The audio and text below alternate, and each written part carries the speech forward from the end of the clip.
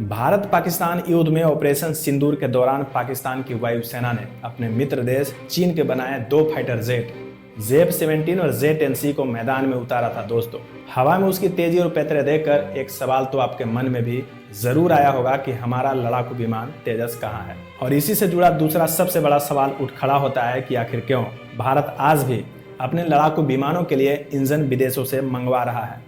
अब आप कहेंगे कि यार इंडिया तो तेजस बना ही चुका है। जी हाँ दोस्तों, बनाया जरूर है, लेकिन बात तो वही हो गई कि बिना आत्मा के कोई शरीर।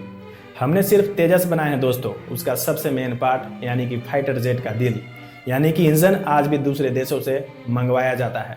फिर भी इसके ऑपरेशन सिंदूर में इस्तेमाल को लेकर कोई ठोस जानकारी हमारे पास उपलब्ध नहीं है।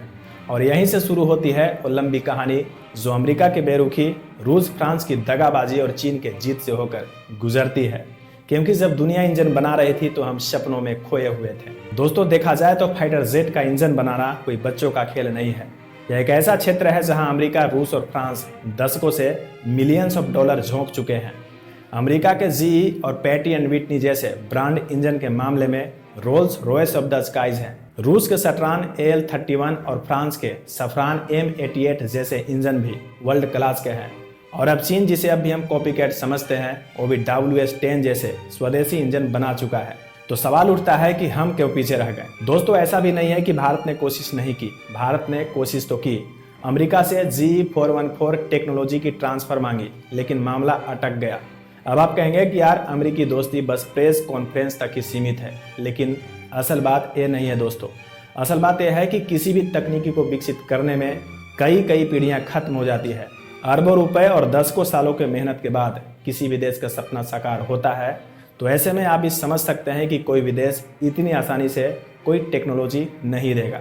रूस और फ्रांस, जिनके साथ ब्रह्मोस और राफेल जैसे प्रोजेक्ट हैं, उन्होंने भी इंजन टेक्नोलॉजी देने से हाथ खींच लिए। भारत के GTRE gas turbine research establishment ने भी कावेरी इंजन पर काम तो शुरू किया, लेकिन ये प्रोजेक्ट समय, बजट और भरोसे तीनों की परीक्षा बन गया। नतीजा यह हुआ कि 30 साल से ज्यादा हो गए, लेकिन ये प्रोजेक्ट अभी भी टेस्टिंग मोड में ही है। अब चलिए जरा पड़ोसी देश की कहानी सुनते हैं। चीन को कोई जादू की छड़ी नहीं मिली थी दोस्तों। उसने भी शुरुआत में रूस से इंजन मंगवाए, टेक्नोलॉजी चुराई, खुद बनाई, फेल हुआ, फिर से खड़ा हुआ।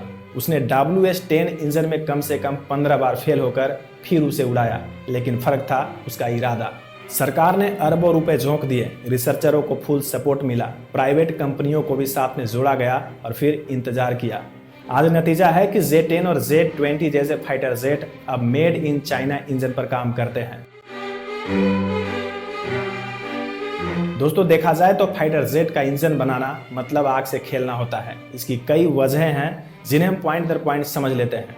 1600 डिग्री सेल्सियस से ऊपर झेलने वाली मेटल चाहिए। माइक्रोमीटर लेवल पर परफेक्शन जरूरी है। सैकड़ों घंटों की टेस्टिंग, हजारों बार फेल होने की तैयारी। टरबाइन ब्लेड में जरा सी गड़बड़ और खेल खत्म। रॉकेट बनाना आसान है दोस्तों, लेकिन फाइटर जेट का इंजन बनाना उससे कहीं ज्यादा कठिन।